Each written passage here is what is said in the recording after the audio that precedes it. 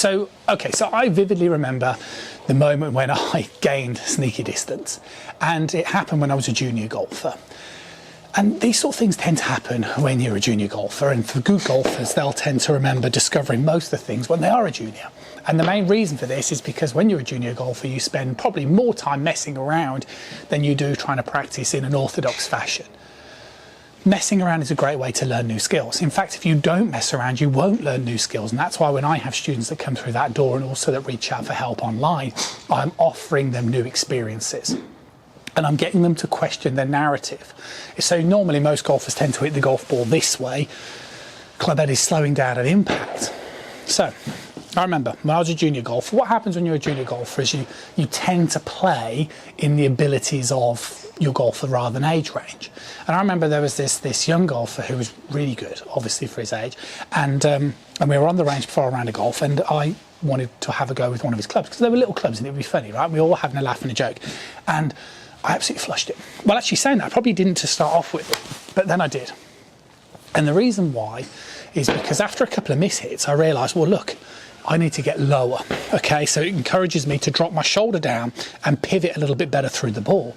And what also happened is it made me really get my hands over the ball. So I was really trying to make sure I get my hands low to the ground over the ball. And what happened was, absolutely flushed it. The bit of whip in the shaft, it helped me load it, helped me get a feel for it. And all of a sudden I was just able to get this sort of sense of really loading up the club and whipping it through the ball. Now, this is what, again, I say with a lot of students. I tend to say to a lot of my students, right, you take hold of your golf club like you normally do, and then grip down to the steel part of the club shaft, but stand normally. And then what I want you to do is I want you to figure out a way to get the club head on the back of the ball.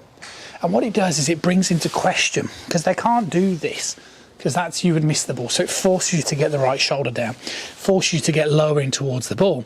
And like I say, what you'll do is you'll learn differing patterns of movement. Now, for some of you, 100% have a go at doing this. Okay, play around, have a little bit of fun, grip right down the lowest part of the club that you can and try and get the club to hit the ground. And then incrementally, just bring it back up a little bit more. And what you'll find is that you might actually be surprised in terms of the results you get. So with a lot of students that I meet, they're very inefficient with using the length of the club. So theoretically, you should use, shall we say, the longest club shaft that you can, because that will help you generate the most amount of speed.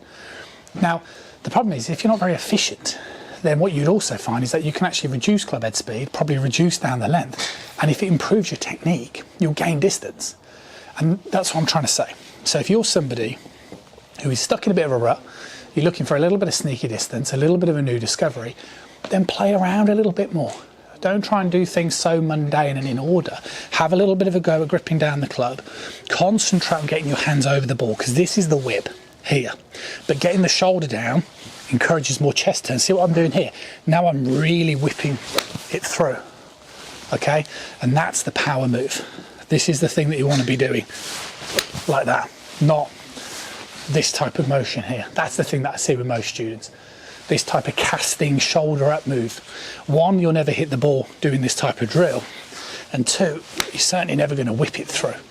Okay, so have a go, play around, grip down, try and do some little practice swings first and foremost. Yes, I'm aware, different levels of physical limitation, but you can just play around. Some of you might be able to grip right down, some of you might just grip down a little bit. But have a go, let me know how you get on, and I'll see you guys again really soon.